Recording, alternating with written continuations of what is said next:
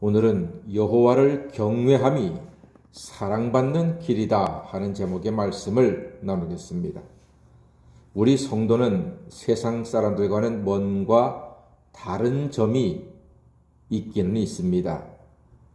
성도가 세상 사람과 똑같으면요, 하나님 영광 가리고 예수 이름을 욕되게 하고 교회에 먹칠을 할 수가 있습니다.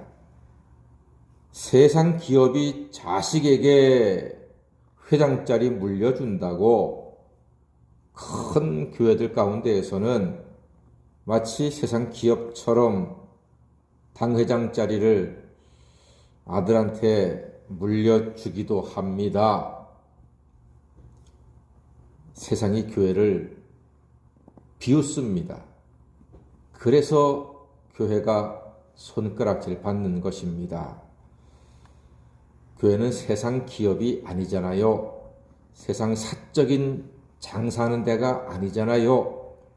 그런데 그렇게 아들한테 물려주는 게 그렇게 과연 하나님의 뜻일까 싶은 생각이 듭니다.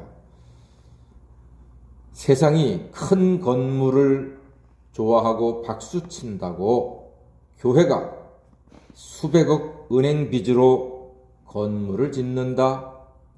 과연 그게 합당할 것인가? 다행히 교인이 늘어나서 빚을 잘 갚으면야 그래도 괜찮지만 빚을 감당 못하고 이자를 낼 수가 없어서 그만 멋지게 지은 교회 건물이 이단 교회로 넘어가는 예가 많아요.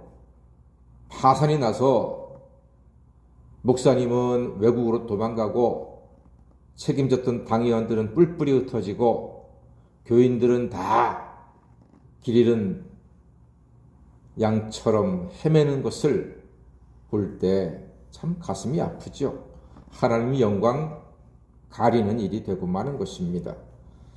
여러분, 교회와 성도는요, 세상 사람들과 크게 다르지 않습니다만 그래도 세상과는 다른 모습을 보여야 하는 것입니다.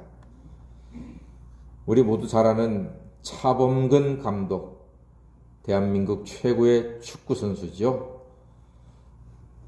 박지성, 손흥민이 잘하지만 차범근에 비하면은 그래도 차범근이라고는 이름이 훨씬 더 놀랍고 정말 귀한 이름입니다. 차범근 감독은요, 아주 신실한 크리스찬입니다. 정말로 믿음이 좋습니다. 말도 잘하고 글도 잘 쓰고 아주 지혜로운 분입니다. 그런데 그분의 눈에 한국축구협회가 인맥으로 운영되고 비리가 많은 것을 그가 눈으로 봤습니다. 그래서 그 사실을 폭로했다가 축구협회로부터 제명된 적이 있었습니다. 그때 축구의 인기는 잠시 동안 땅에 떨어졌지만 용기를 내었던 차범근 감독은 더욱더 사랑받으면서 사람들에게 존경받는 이름이 되었습니다. 예수 잘 믿는 감독도 저렇게 용기를 낼 수 있구나 하면서 오히려 하나님 영광을 드러냈던 그러한 분이었습니다.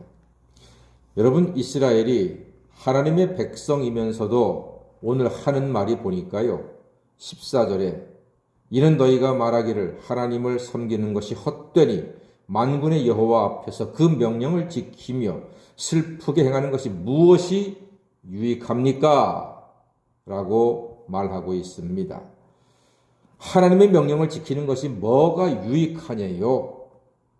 이렇게 말하는 이유가 있습니다. 15절 때문입니다. 말라기 3장 15절 다 같이 읽어보겠습니다. 시작.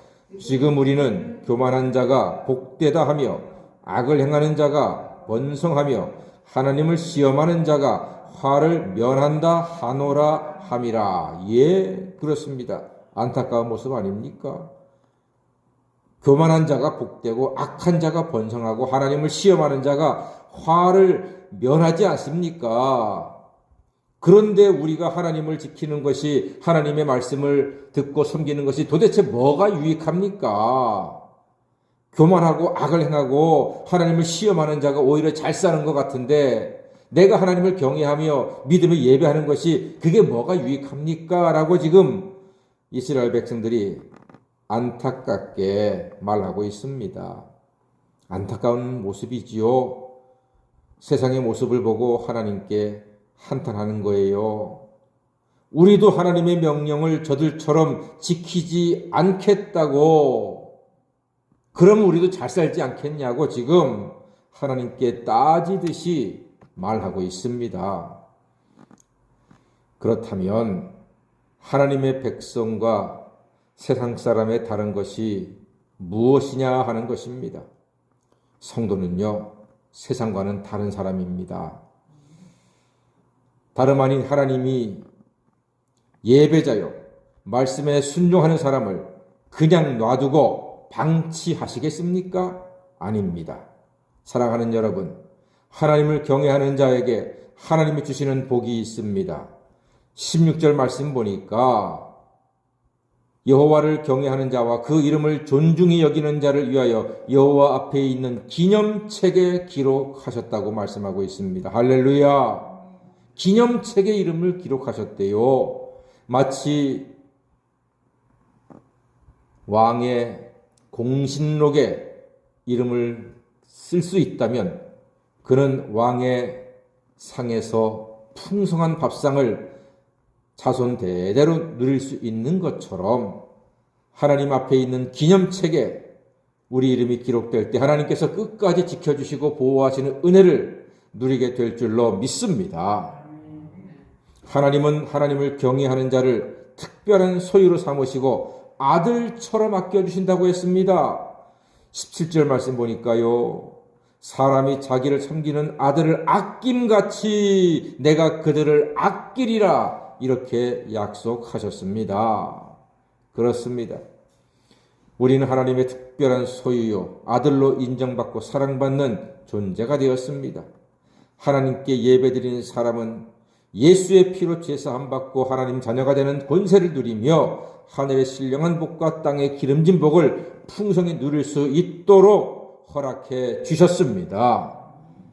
하나님은 자녀를 위하여 모든 좋은 것을 아끼지 않으십니다. 심지어 당신의 독생자를 죽게 하심으로 그 예수의 피값으로 우리를 죽음의 장터에서 사셨습니다. 그리고 우리를 자유케 해 주셨습니다. 그러므로 이제는 오직 하나님만을 경외하며 하나님만을 예배하며 하나님을 두려워하며 하나님을 기쁘게 해드리는, 하나님 사랑 많이 받는 하나님 자녀로 살아가시게 되기를 주님의 이름으로 간절히 축원합니다. 아멘. 기도하겠습니다.